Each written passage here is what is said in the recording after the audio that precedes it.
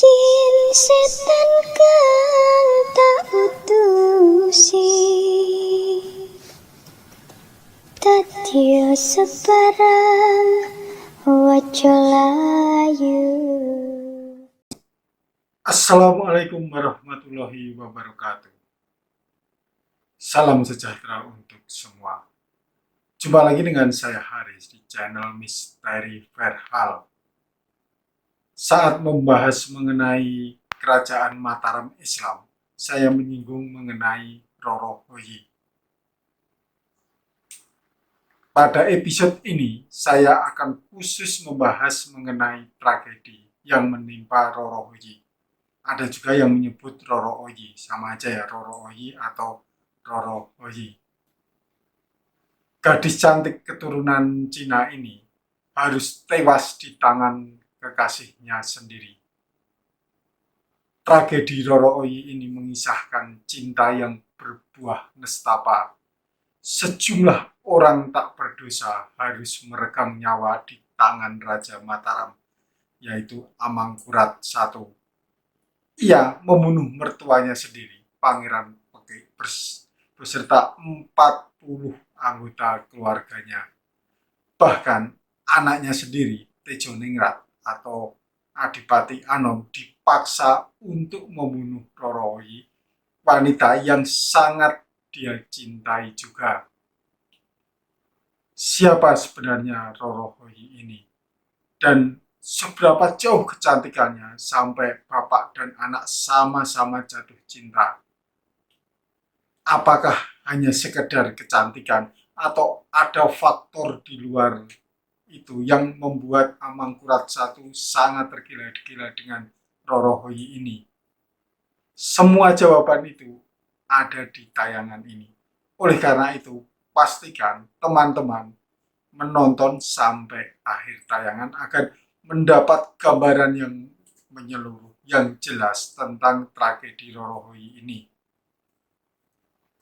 Namun sebelum membahas lebih dalam mengenai tragedi yang menimpa Roro Hoyi ini, saya ucapkan terima kasih kepada teman-teman semua yang sampai saat ini terus mendukung channel Misteri Verhal dengan memberikan komentar, like, dan subscribe.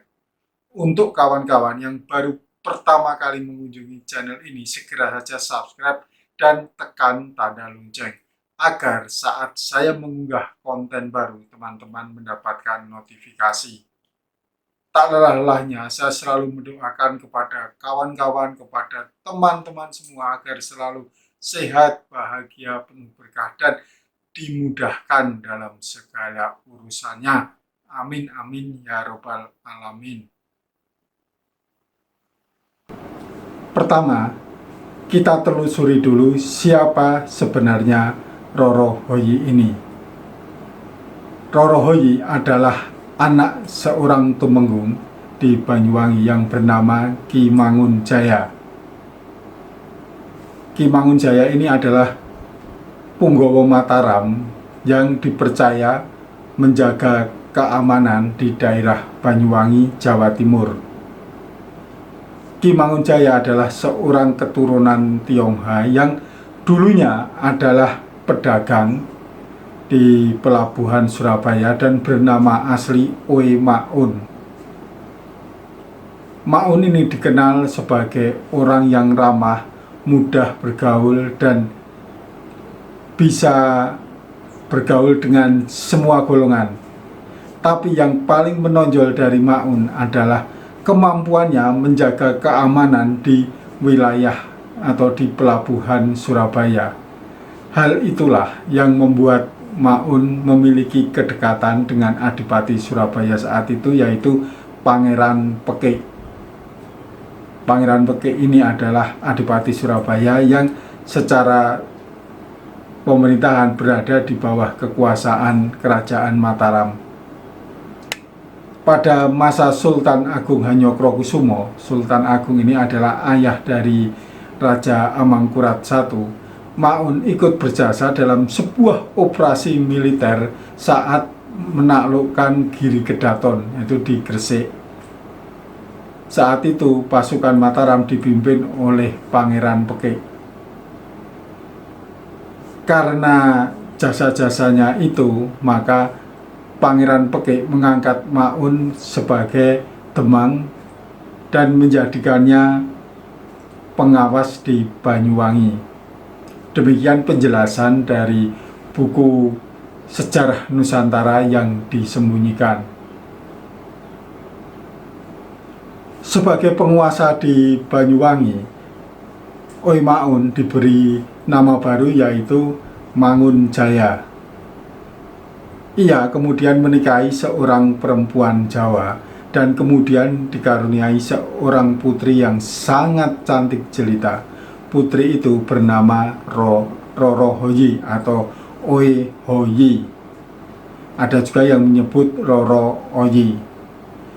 Sejak kecil, Roro Oyi ini sudah terkenal cantik, dan menginjak remaja kecantikannya mulai menonjol. Kulitnya kuning, matanya sipit, bulu matanya melengkung. Dan kecantikan Roro Hoyi ini menjadi buah bibir di kalangan masyarakat Jawa Timur, bahkan terdengar sampai ke Kerajaan Mataram. Di sisi lain, Raja Amangkurat I sedang berduka karena istrinya Nyi Dalem atau biasa disebut Ratu Malang sedang meninggal dunia atau meninggal dunia karena sakit. Padahal Amangkurat I ini sangat mencintai Ratu Malang. Ia sampai merebut Ratu Malang dari suaminya. Ratu Malang ini adalah istri dari seorang dalang kondang di masa Kerajaan Mataram yang bernama Dalang Panjang Mas atau Anjang Mas. Ia ini menjadi dalang dari hidup dari masa Panembahan Sidokrapyak. Karena Amangkurat I sangat tergila-gila dengan Ratu Malang ini, ia meminta kepada sang dalang agar menyerahkan istrinya kepada sang raja. Tapi si dalang tadi, Dalang Panjang Mas, menolak permintaan Amangkurat I. Ya logikanya sih, siapa sih yang mau menyerahkan istri kepada orang lain, apalagi ini istrinya cantik dan sangat dicintai. Maka sang dalang pun menolak. Akibatnya apa? Ia dibunuh oleh Amangkurat I dan jasadnya dimakamkan di Gunung Kelir. Sementara Ratu Malang diambil oleh Amangkurat I dijadikan selir. Karena sangat dicintai, ia kemudian dijadikan permaisuri. Ratu Malang meninggal pada tahun 1665 karena penyakit muntaber.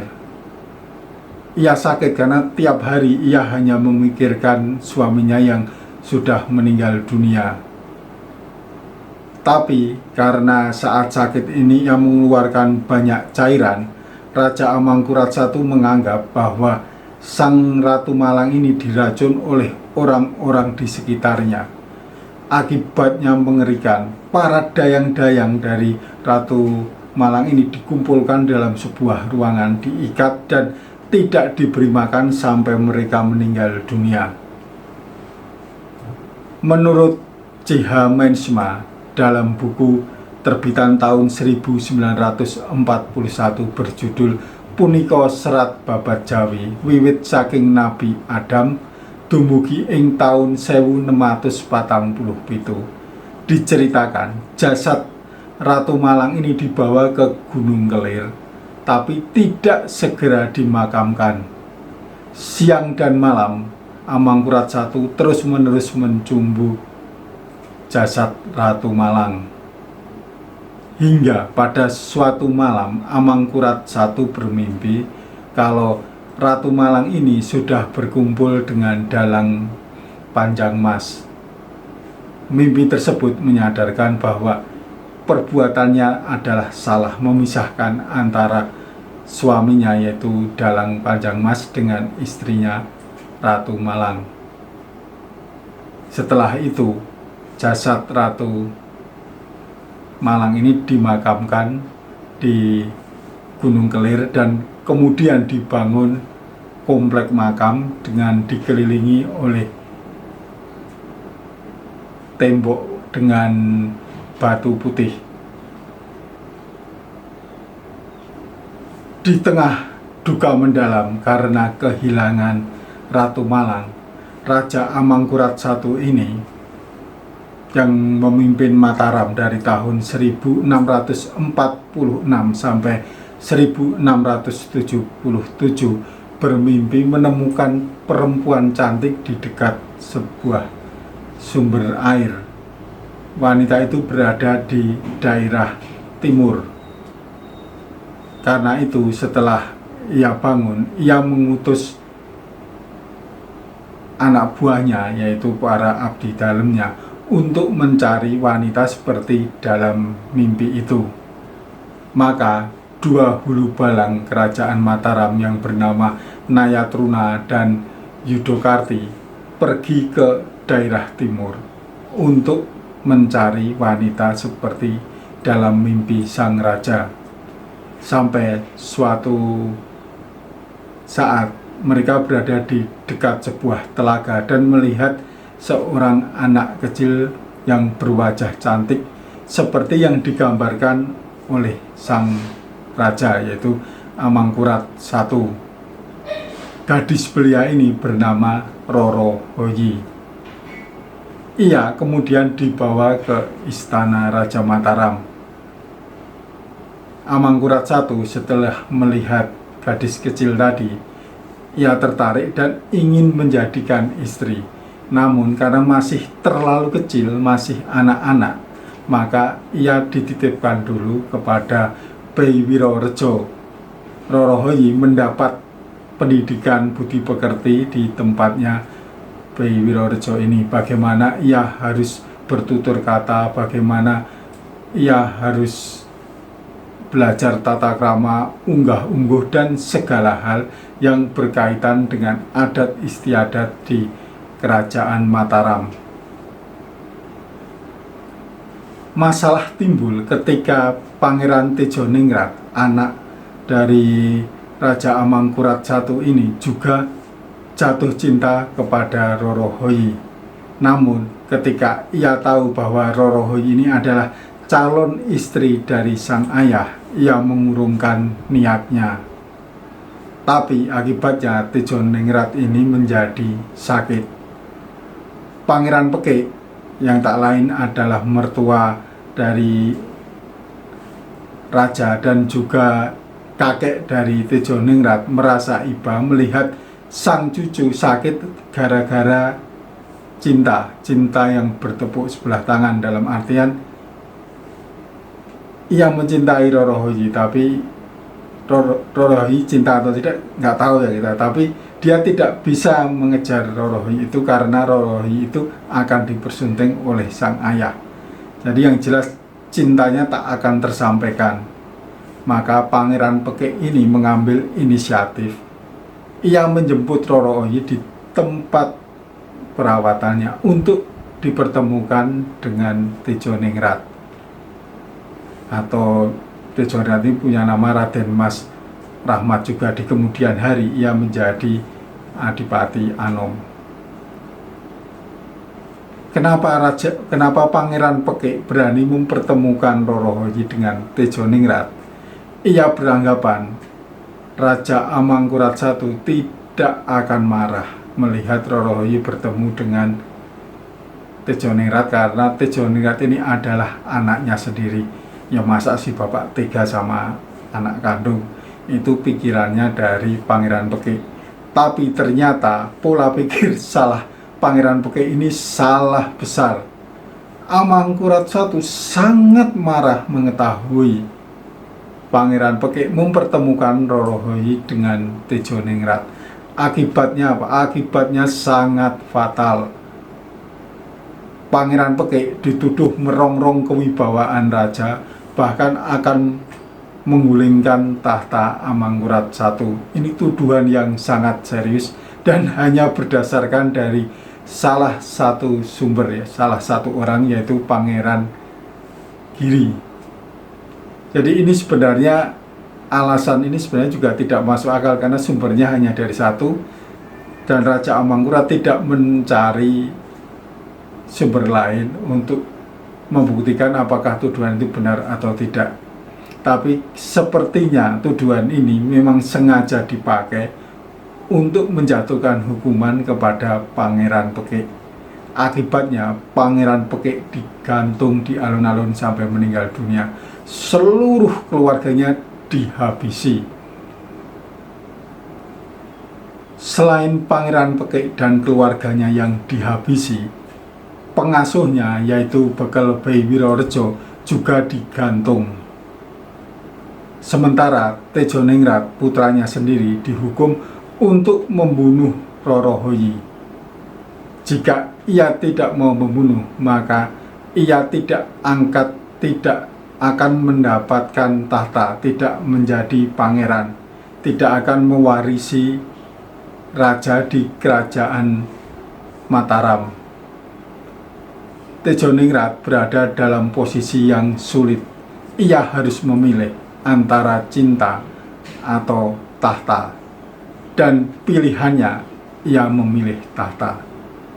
Ia pun menusuk Rorohoyi sampai meninggal dunia. Sebuah kisah yang sangat tragis. Rorohoyi kemudian dimakamkan di Banyu Sumurup, di mana di tempat itu sudah dimakamkan Pangeran Pekik dari Surabaya, kakek dari Tejoningrat atau mertua dari Amangkurat I.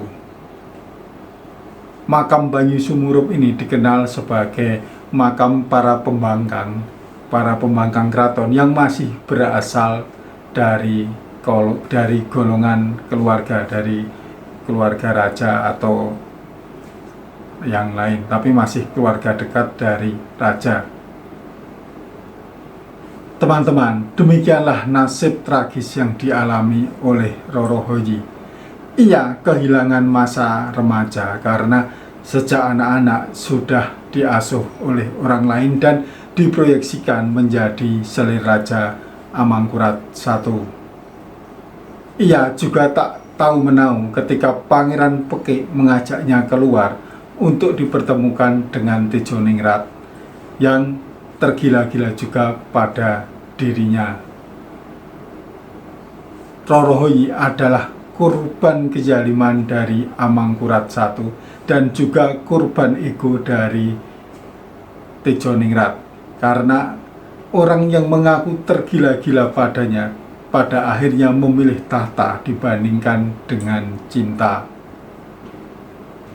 Mengapa Rorohoyi yang harus menanggung semua beban ini padahal ia tidak tahu apa-apa?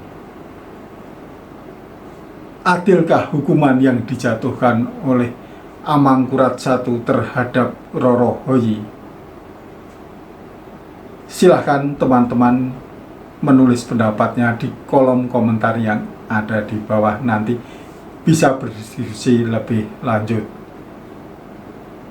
Jika kawan-kawan menginginkan saya membahas sebuah topik, silahkan mengirim email melalui misteri.verhal@gmail.com atau menulis message di Facebook dan Instagram yang alamatnya ada di kolom deskripsi atau di sini. Kalau nggak mau ribet, cukup nulis komentar di kolom komentar yang ada di bawah ini. Nanti saya yang akan menghubungi teman-teman. Jangan lupa ikuti terus channel Misteri Verhal, karena episode mendatang saya akan membawakan cerita atau sejarah yang tentu lebih dahsyat dan lebih menarik daripada saat ini. Terima kasih, sampai jumpa. Wassalamualaikum warahmatullahi wabarakatuh.